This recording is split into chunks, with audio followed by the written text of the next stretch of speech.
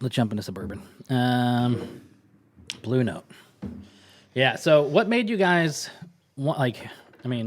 What made you want to have such an impressive bourbon collection in the restaurant?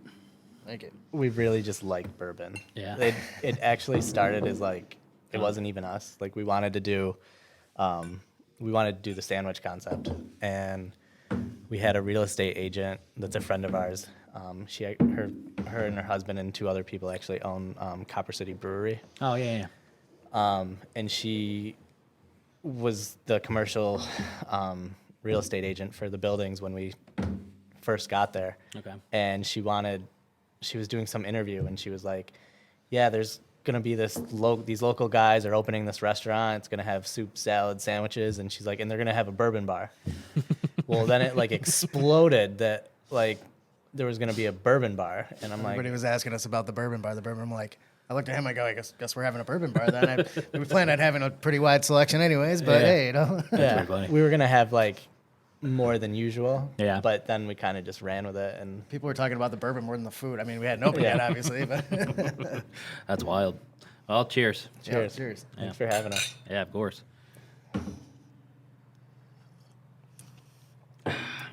So one of the things I never really cared for about this bourbon is because it is so sweet.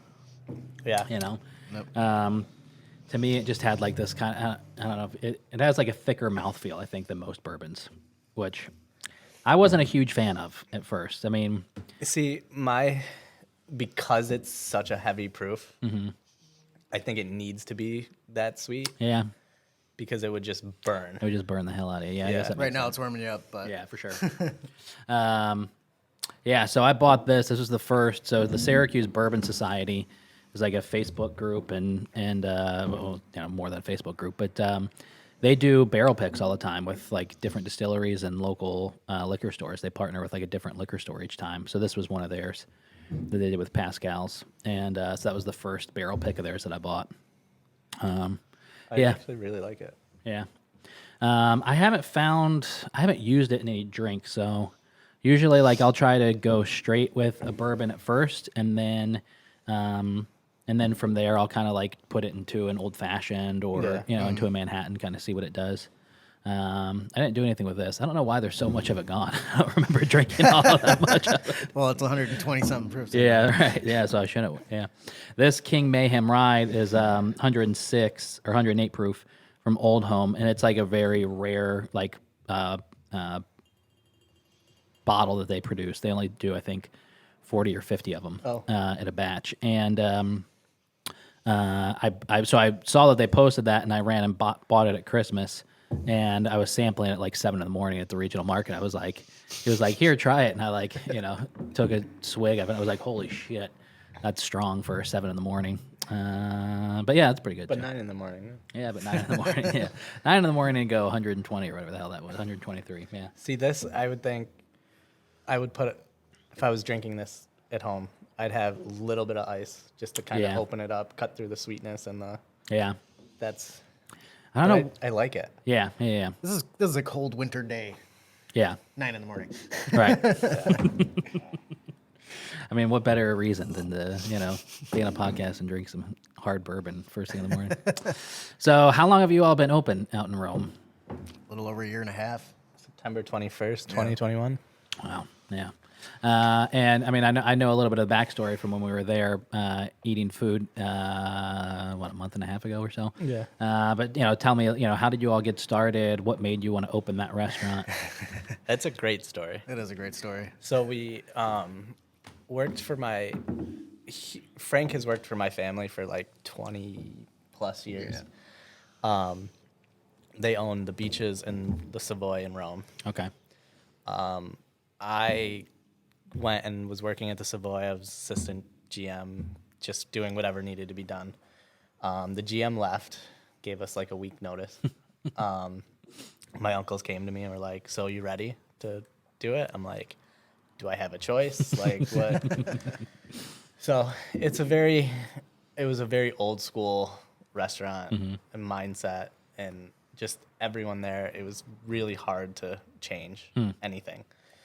But I tried, and then finally, the beaches closed, and Frank decided to stick around, and he came over and helped. So Was the Beaches the big catering space? the event center, Event center, yeah. Yep, north of the Savoy, North Rome. Yeah, okay. That's like the back way that we'll take when we're coming back from Boonville sometimes, and we would always drive by it. And is that the place that has like the big stone thing? Yeah. Yeah. Really cool looking facility. Yeah, I'm actually getting married see there. it now. May Oh, 6th. really? Yeah, it's pretty wild. Does your family still own it? No, they sold it. Okay. But yeah, I'm getting married there. We're gonna be the first wedding. Oh, wow. Completely renovated. The place is wild looking now. That's cool. We brought Frank through it. The historical part is still historical, but it's just wild what they've done with the rest of the place. Yeah. Pretty exciting. Yeah. There's not too many places like that out in Rome, are there? No. No. Yeah. Not, especially not that can hold the capacity that they'll be able to do. Okay.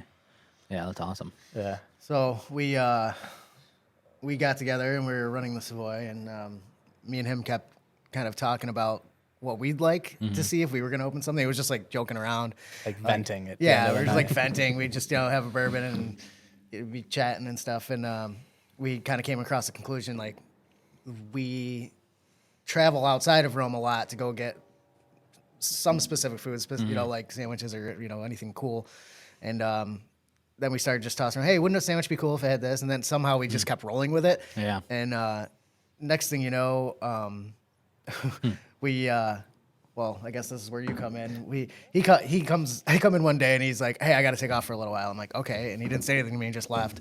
And then he came back and he's not talking to me and he's acting weird. And I'm like, what's going on with you? What was the secret meeting about? And eventually he was like, so, that restaurant we've been talking about would be cool to open? I'm like, yeah. He's like, would you actually want to do that? I'm like, yes. Let's do it. So we kind of kicked off that way, pretty much. Wild. So that meeting was the developer of where we are. Okay. And there was originally supposed to be another restaurant there in the same unit that we were in. Yeah. And they kind of dragged on the developer for a while. Okay. And so finally I was like, listen, I'm like, we're ready to jump. Like, we have everything in order. We're ready to go. We have our concept. We have our business plan. Because they make you do so much there just to even rent a space. Oh, really? Like, you have to prove, like, you're going to be successful. Or at least fake it well enough. So we had everything ready. And finally she called me like the day after my birthday in 2021. Or 2020. Yeah. And was like, you want to do it? That's It's wild. yours if you want to. I'm like, yep, let's go. That's great. So yeah, a lot of bourbon, a lot of venting and bitching about everything else, and the what And restaurant. then we said, hey, you know what? It's in the middle of a pandemic. Why don't we open a Yeah, restaurant? that was the other. Then the pandemic happened. And Yeah. It's like you kind of just had to close your eyes and plug your ears and just keep going because at that point we were Papers were already signed. Yeah, we were stuck either way. So might as well wild. see it through. That's crazy. Yeah.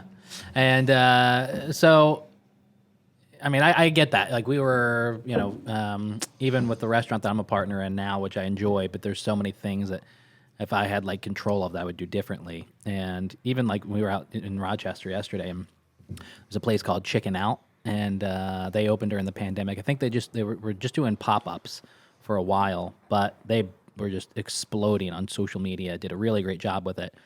Great product. But everything is coordinated, everything. It reminds me of your place. Like, everything fits the theme and makes sense, and everything's branded and all that kind of stuff. And we were out there yesterday. I was like, so this is what a really successful chicken sandwich restaurant would look like. It's like, this is how it's done. Yeah, so I get that. It's I mean, you guys have been in the industry for a while. I grew up in it. Same. You did too. It was Yeah.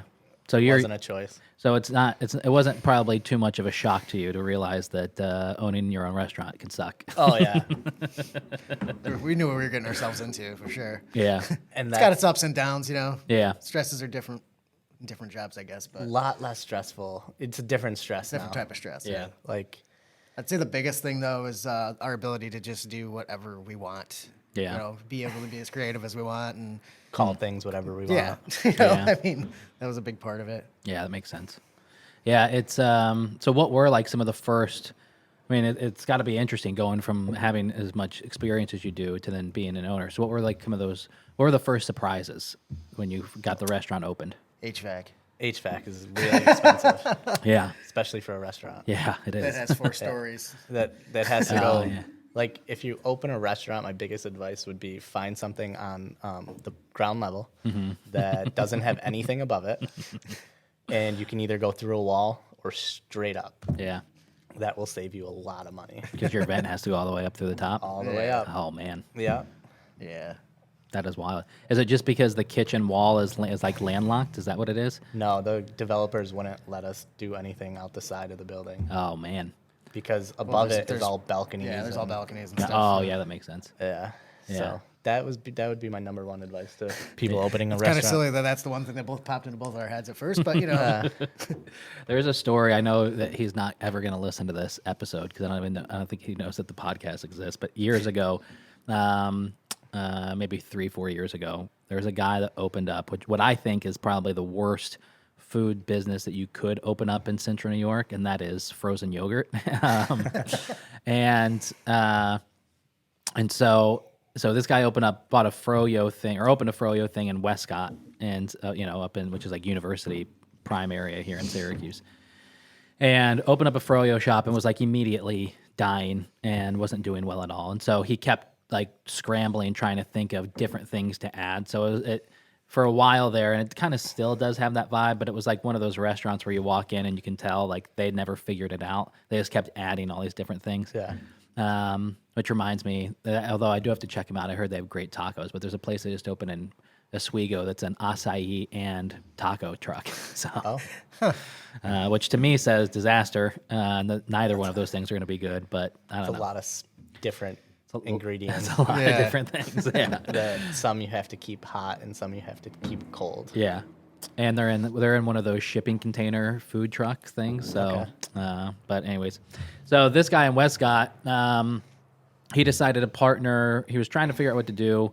I was trying to help him a little bit, and then he wound up partnering with Just Donuts, which is an old donut shop from Phoenix, New York, and she did like the crazy, cereal donuts and all that stuff. So he said he was like, she's gonna come in, she's gonna take half the counter space, I'll take the other half, and she's gonna do donuts, and I'll drive in so many customers that then we'll hear about my frozen yogurt and maybe come back and get it. Right? Dumb idea. Anyways, he had to put a vent in. And so he didn't have your issue where he had to go up a bunch of floors, but he had to, and the exterior wall was right there. So it was a perfect situation, except for the fact that there was Westcott is like this really culturally diverse area, and it's like the artsy area of Syracuse. And so on the outside of the wall, there was this mural that was painted that the artist had died like the year prior. It was like this lifelong Westcott resident. Everybody loved him. He died the year prior. if you did it, you would make a lot of people unhappy. Yeah, and so he did it. He punched through the wall. All right. Punched the hole for the vent right where like this person's face was in the mural. So you see like this body and neck, and where the head was now is this vent. And I mean, he got destroyed on the internet because of This whole story is just a train wreck. Yes, yes. One woman said on Facebook, I'll never forget this, that she said, every time I walk past it now, it feels like the artist, let's say his name was Dan. Every time I walk past it, I feel like Dan dies again. Oh my God. I mean, you probably don't want to. Like, your main source of revenue is your local customers, and then you pissed them all Right. off. Yeah. And you murdered their best friend. Yeah. Yeah. So sometimes going through 4 stories is better. Okay. But Moral of the story is, yeah, I've heard that before from people who are in that like a similar situation. Like the cost as you have to go up every floor just increases and Oh, increases. yeah. Yeah. So what was that like when you were getting like that was obviously a shock before you opened. I Yeah. mean, probably a big punch in the face It on was that one. it was a very big punch in the face. But then, I mean, once it was over, it's not an issue anymore. Yeah. We luckily don't really have much that makes it dirty. We only really have 2 fryers, and then everything else is ovens. So it doesn't get dirty. It doesn't. Yeah. It's bad. Right.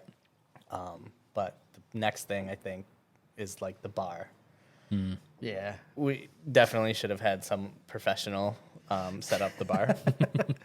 That would be my next. I hate to say it was almost an afterthought. I mean, not we had the idea of what we wanted it to look like, but as far as functionality, I would obviously change many things. And I Everything. bartended for many years, and Yeah. I should know better. And Yeah. The running bar top places. is like the only thing that worked out the way I wanted it to, but it probably needed to be a little bigger, wider. But yeah, no, we screwed the bar up. It's very small. It's cool looking. Yeah, it is. It's actually maybe a good thing because Chris doesn't have any more room to keep buying more bourbon. We've already filled up all the shelves, the cage in the back, and then we've got some other special ones hidden. Yeah. That's wild. Do you find that you get a lot of people that are coming in that know? I mean, there's not many places around here. I mean, I know of like maybe 3 in Syracuse that have like an exceptional bourbon collection or offer it. And so do you find that like you get a lot of people that come in knowing what you have? Yeah. And I think so. My whole philosophy on the bourbon was I hated when you'd go somewhere and they'd have a bottle of Pappy Van Winkle and it was like $50 for a 1 ounce pour. Yeah. And it's like, come on. Like that bottle maximum was like $150. Yeah. So you're getting in 3 1 ounce pours, you're getting your money back for the bottle. Yeah, they're charging you based off secondary prices for they're it. charging you based off of secondary prices, how hard it is to get. I personally like hated everything about it, especially because when I was trying to get Pappy Van Winkle, it was impossible, and no matter what I did, I just couldn't get it. But last year, I finally got it, and I had complained to all my liquor reps. I'm like, if I ever get Pappy Van Winkle, I'm gonna put it on the shelf. I'm gonna sell it the same way I mark everything else up. I'm not gonna price it based on how hard it is to get. Yeah. So I did, and within a week it was gone. It worked. All 3 bottles. All 3 bottles. But I will say the really awesome part was the amount of people that did come in like the first day. The first day, the entire people- bar was Everybody filled. and everybody came in like politely sat down. Everybody was quiet, waiting for the bourbon to start. Like, oddly enough, everybody was drinking like Coronas Yeah. or something. Everybody, for some reason, I walked out. Everybody had a Corona. I'm like, It was so funny. Everyone got. I put on Facebook or in Instagram like, we got Pappy, 5 o'clock Wednesday. We're gonna release it and let people try it. I'm like, it's a 1 ounce pour. I think I sold the 10-year for like 13, the Wow. 12-year for 15, and then the 15, I think I did 25, Damn. 20 or 25. That's crazy. They were all 1 ounce pours, but you could only get it once per day. Each one once per day. So Wow. I didn't have someone sitting there drinking the entire bottle. And Yeah. like I wanted people to be able to try it. Like, Right. because it was always like that unattainable thing for me. Yeah. So it worked. I mean, we went through all 3 bottles in like a week. That's awesome. Yeah. We had like some people that appreciated it. Like people were bringing gifts in. Yeah. Oh, that's cool. Some guy brought in like sample bottles from some stuff he had at his house, like some of his collection. That's really cool. I feel, the more I get into the bourbon, community and like the smaller communities, the more I see people are very like freely giving in that space. It's not often that you find, the only thing that they really are still tight-lipped on for the most part is where they're finding their bottles, if they're getting them on shelves at retail. Yeah. Or not at like inflated prices. That's the only thing that people are really tight-lipped on still. But even that's changing. It's harder and harder to find, those exceptional bottles that are at retail on a shelf. Nick, if you're listening to this podcast, I know you know what I did, but please don't judge me for this. But I wasn't going to get anywhere near because Pascal's does like membership. Yeah. Oh, So any liquor you purchase throughout the quarter, you get points, and whoever has the most points gets first dibs on their allocated. So then they'll just go down the list and call you like, hey, you're number 3. This is what we have. Do you want anything? I knew I wasn't anywhere as close to getting, because like I think the top tier was like 15,000 points, and I was at like 100. So I decided to buy all of his employees pizza on New Year's Eve, and I had lunch sent to the whole staff. Greasing the wheels. I knew it was going to be like their craziest day of the year. So Listen, our business is 100% a relationship. Yeah. It's a relationship with your customers. It's a relationship with your vendors. Yeah. That's how it works. Yeah. And that's what I love most about it is you make relationships. People always think of you. They come back. You do well by others. They do well by you. It's Yeah. That's something I learned a couple, like 2 or 3 years ago, or maybe 2 years ago, and even doing local New York is like so much of it is relationships, and it's really easy to tarnish like your perception in those relationships, you know. yeah. And especially then when you get into like working or owning or running a restaurant, like if you're hiring somebody else, you know, all that kind of stuff. It's really amazing the decisions you have to make based on the relationship, even if it's going to help your business. Yeah, I would say that's probably one of the hardest things we have to do, especially in Rome. I don't get restaurants that hate other restaurants. I don't. Yeah. I don't understand that mentality because Should all be working together. there's always been a scenario where like I've needed something and I've reached out to another restaurant owner that I know, and either they've gotten it for me or done something, and I've always reciprocated. I'm like, we need to work together. Yeah. There's way too many factors that affect everything we do. Yeah. Do you have a lot of that, like camaraderie in like the Rome, Utica area with the restaurants? I can speak to Rome. Yeah. I mean, we know a few people in Utica that own restaurants or work in restaurants, but Rome, we have a pretty good relationship with Anybody? everyone. Yeah, I mean, Yeah. It's a Syracuse lullaby, we call it. Yeah. Yeah, that's interesting. I feel like, well, that's interesting. I always, I'm sure you all hate this, but I always lump Utica. It's like Utica, Rome, you know? that's fair. We get it. Yeah. We won't hold it against you. Besides yourself, what are the exceptional restaurants out there? I mean, I know of a few, but like, what is the status of the food scene out in that whole, you know, general area? Depends what you're looking at. Like progressive stuff, you know, I'd say we're definitely the most progressive, and at least in Rome. Yeah. I mean, it was kind of that was our business plan, was completely different than everybody else. Yeah. I mean, there's a lot of restaurants in Rome, the Savoy included, that the menu was literally the same menu you'd find everywhere else. They're just different takes on it.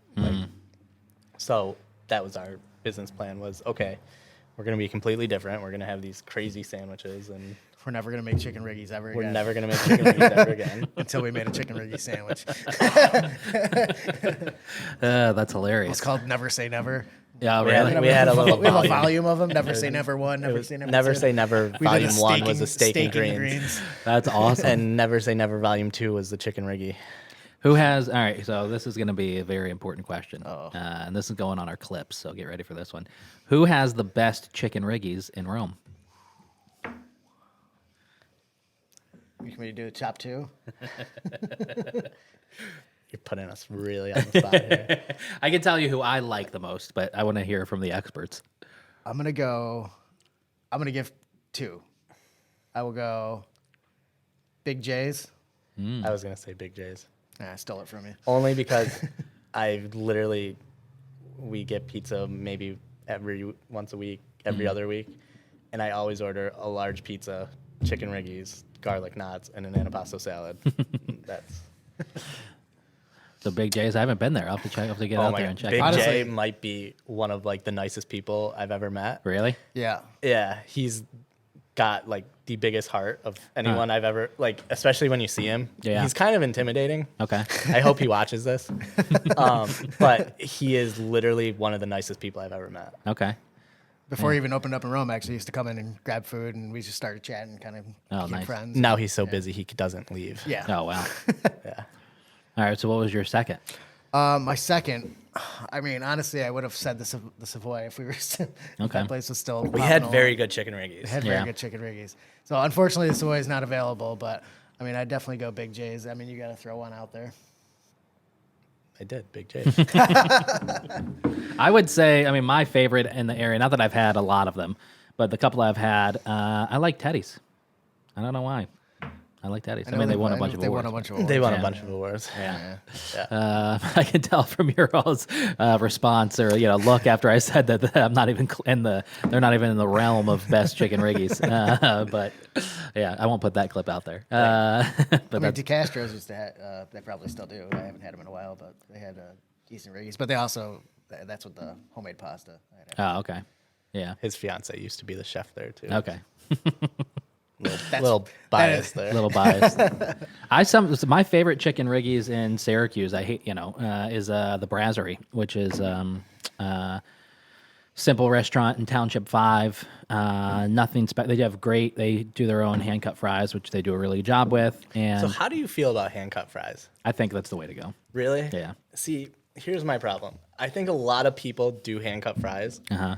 and there's a small percentage of them that actually do them right. Yes, correct. There's a process. Yeah, you have to Because do them well. If you don't do them well, they're the soggiest thing I've ever seen, and Yeah. it's awful. Right. If you do them well, they're the best, Yeah. hands down. Yeah. All right, what bourbon should we pop into next? You want to go Adirondack High Rye? You want to go King Mayhem? Just remember you said you'd drive home. Yeah. We'll do a little. hang out for a while. We'll do a small one, small pour. What do you think? I'm curious about the Springbrook. Okay, let's do that. Yeah. Where did I put my knife? I like. Have you ever been out to Doug's Fish Fry and Skinny Atlas? I have not. I have. Okay, you know their fries. Like I love their fries. I Yeah. don't know if they're. I'd imagine they're hand cut, but yeah, I don't know for sure. I don't know either, actually. That's like your classic Maine French fry. I'm a huge fan of shoestring fries. Really? Yeah. Oh man. I love shoestring The fries. disgust. Yeah. Why? Why? Because if you get them fresh, they're always crispy. Okay. Yeah. He's- And I, Yeah, that's why you're trying to convince me to put shoestring fries on the menu. yeah, it's gonna Not be the- happening. If we Frank- are to if make Frank our nice, ever- wonderful potato chips If Frank ever takes a vacation for more than 2 days, next year. I'm going on a cruise. Crust will have French fries.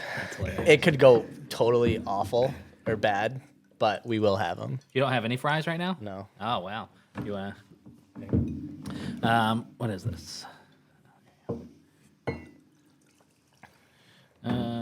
So Springbrook, their high rye is 116. Just staying above 100. I love it. Yeah. I usually That's going to open up for a second. I usually Cleared my nostrils. I typically purposefully, what I've realized is like if I go high, which it didn't happen this morning. I don't know if it's just because that's so sweet, but typically if I start high first, no matter what time of day it is, I'm not going to enjoy it at all. I try to go like 90 and then maybe up to a 98 or something, and then to 100. And then if I'm going to, and just even little sips, not like multiple glasses, because I'd be fucking hammered if I did that. We had some guys at the bar the other day, and they were younger guys, a few of them, and they wanted to try bourbons, So I come out to the bar, and the bartender asked me to get a little book down. Oh, wow. I'm like, oh, all right, so I bring it down. There's maybe a quarter of a bottle left, and I set it down, and she pours a glass for this kid, and next thing I know, I look over and I see this. And I'm like, and then the initial, oh my God, it burns. I'm like, did you just take Little Book as a shot? That's hilarious. Like, first of all, anything don't get that any more. anything that comes in a box, you should not take it a shot of it. Yeah. Like you sip it. yeah. That should just be like when you turn 21. Yeah. In order for you to drink, you have to Right. like sign something that makes you understand that. The thing actually that's holding that leg up over there next to you is on the floor is a book of it's the Bourbon Trail book from Louisville, and so I got to go out there 2 years ago with Kyle, who owns Kasai Ramen, and he's opening up a tap house down here on Armory, and he bought a barrel of Knob Creek rye, and so he got to go out there and sample 3 different barrels and pick his. So at the time, I was doing his social media management for him for the restaurant, so he flew me out there with him, and then his chef, and I got to I brought my camera, so we got video and took photos of the whole tour of that. It was a really cool experience. But we went to, as soon as you get off the airport, or as soon as you're exiting the terminal to go down to baggage claim, there's a huge bourbon focused bar in the Louisville airport. I forget the name of it, but tons of local craft beer on tap, and then tons of bourbons. And so I forget what the bourbon was. It may have been just Maker's Mark, but they had something. It was like a local craft beer and like a pour of bourbon for, I think it was like $14 or something. But anyways, the waitress she's like this what do you want, sort of a rough around the edges type of a woman. But and it was 1 in the afternoon, I think, or maybe even earlier. It may have been 11 in the morning. But anyways, she's pouring it. She's like, "You do not shoot this." She's like, "This is a sipping bourbon. Do not shoot this bourbon." We're like, "Yes, ma'am." And then we proceeded to go around Louisville and get hammered for the rest of the day and night. It's one of my bucket list things. Louisville. Yep. Yeah, it's a lot of fun. They've got some wild, really phenomenal restaurants and bars, and we were there. I don't know who you all. I'm gonna imagine it's the same distributor for your bourbon. Oh shit, who is it? What bourbon was it? Well, like so that was Knob Creek is Southern. Jim Beam Southern, yeah. So whoever I think is his name Chris. He's like the regional Northeast president of for Southern. But anyways, I don't know if I've ever met him. so he was the one that was with us, like took us around, like he flew in and Pascal's I think was there like a few days after we were because he was picking out his barrels, and anyway, so he took us around that night, but it was just what he was like, we're gonna go to this bar because they make a great Manhattan, this bar makes a great old fashioned, so that was kind of cool to like, you know, be in a city where the bars are known for a specific type of drink. Yeah. You know, that's something we don't get around here. At all. No. Yeah, I don't know if we definitely don't have the market for it, but well, maybe we do, but probably not. Until someone starts doing it, we'll never know. Yeah, that's a good point. Do you guys ever do that when you travel? It's like see a concept and like, oh, we should bring that back. All the time. Yeah. Yeah. Totally. Go ahead. I mean, there's new ideas, obviously, and we might think some of the stuff we do is brand new, but I mean, a lot of stuff is just kind of cherry picking from things you've seen Yeah. that you like, and you know. Put your take on it. Yeah, exactly. My favorite thing to do lately is my favorite fast food. We've actually been doing pretty good with that one. My favorite fast food I've been taking and making like my version of it, Okay, that's cool. and it's been really fun. Yeah, And putting it on the menu. putting it on the menu. It's Well, special. Specials. So Yeah. like the Gordita Crunch, we sold a ton of them, and they're It was, delicious. it was I could the go for Gemma one right now. Gordita Crunch, which Yeah. happens to be my dog's name. Oh, really? I have a 6-pound Chihuahua. Her name is Gemma Gordita, That's pretty funny. and that's what we named the Gordita Crunch. It's got to be. I mean, not easy because nothing in the industry is easy, but it's got to be pretty easy to like be successful with some of those swings out there. Because who else in Rome is doing that style of stuff that you're doing? No one. No one, yeah. Yeah. I mean, that was the whole point. Like, again, that was the whole point. But it's just we have a different mentality that we're going to do whatever we want to do. I think that comes from working for my family, and I love my family. I learned a lot working for my family. Yeah. But it was hard doing things that were a little edgy and that I thought would have helped. Yeah. And so We just like to have fun and be edgy and do like just come up with ideas and run with them, and you know, it's just like I said. Now we can. Now we what just- we do. That's exactly what. and we there's do going to now, come a and time when, I mean, there's been a few sandwiches that we've done that just weren't that great or didn't few sell bombs. that well. Yeah. But for the most part, I mean, I do the sandwiches that are like the one-offs that like are a lot of work and it's never going to make it on the menu. Frank does the ones that like we can sell a lot of them and people love them. And I don't know the chicken wings. I mean, that was kind of a. Chris is a big.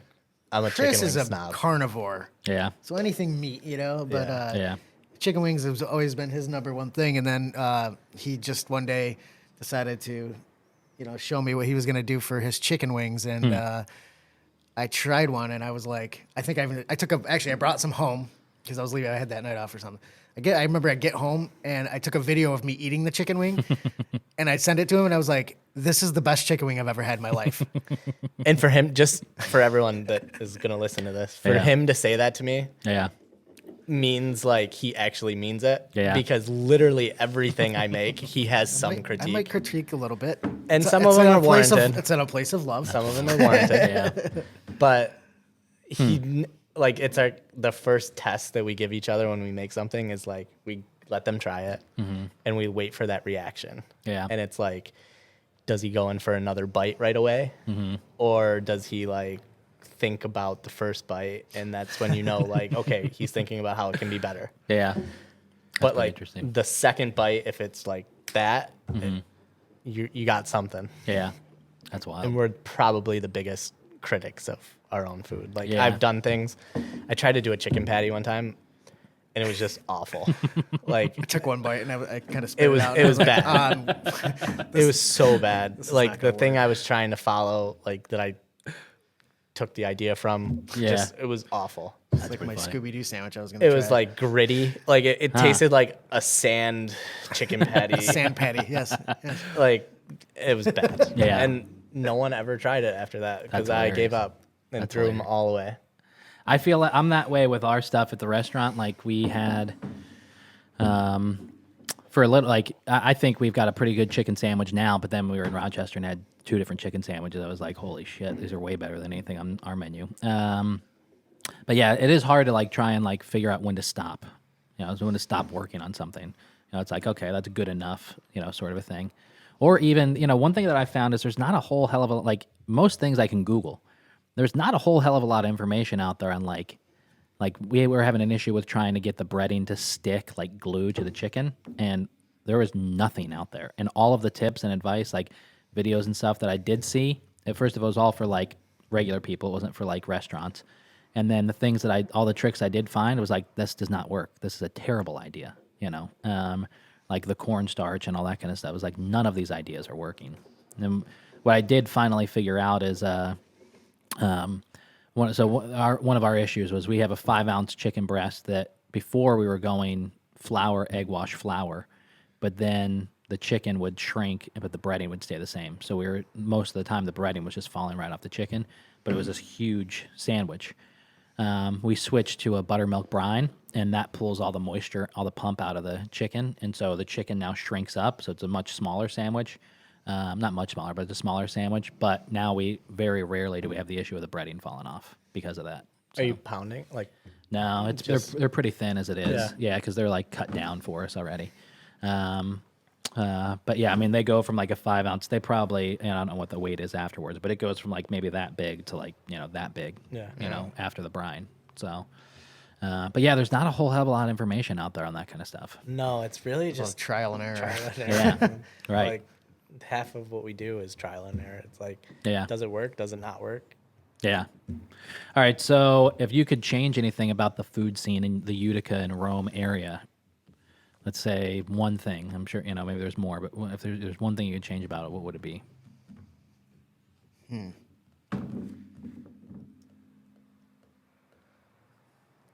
I guess I guess I'm going back to the progressive stuff, but I would like to see more progressive places pop up. And I mean, there is some, but Yeah.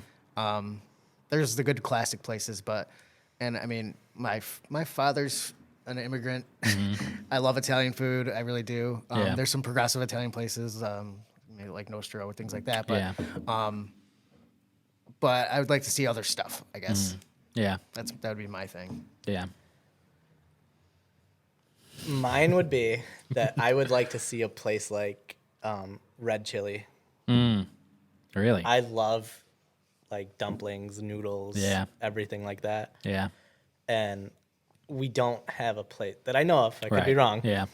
But we don't have a place that's like hand making their dumplings and Right. You can't even get a ramen unless you go out to New Hartford. yeah. Yeah. I mean, Yeah. That's wild. again, New Hartford, Utica, it's like a 15-minute drive. Like Yeah. there's parts of Syracuse that take you a half hour to get to. Yeah. So Yeah, it's yeah. not like Right. a big difference, but I would love a place to come closer. Yeah. That is like really good dumplings Yeah. or if there is one, let me know. Yeah. Well, I want to talk to you guys off the air before you gotta go. And so, everybody who's listening, get out to Rome, check out CRUST. It's in the Griffiths Business Park, and you can go on our Instagram account and see the videos that we posted. Great bourbon selection, amazing food, and yeah, go check them out. Yeah, thanks for having us. Yeah, thanks for having us. Thanks, guys.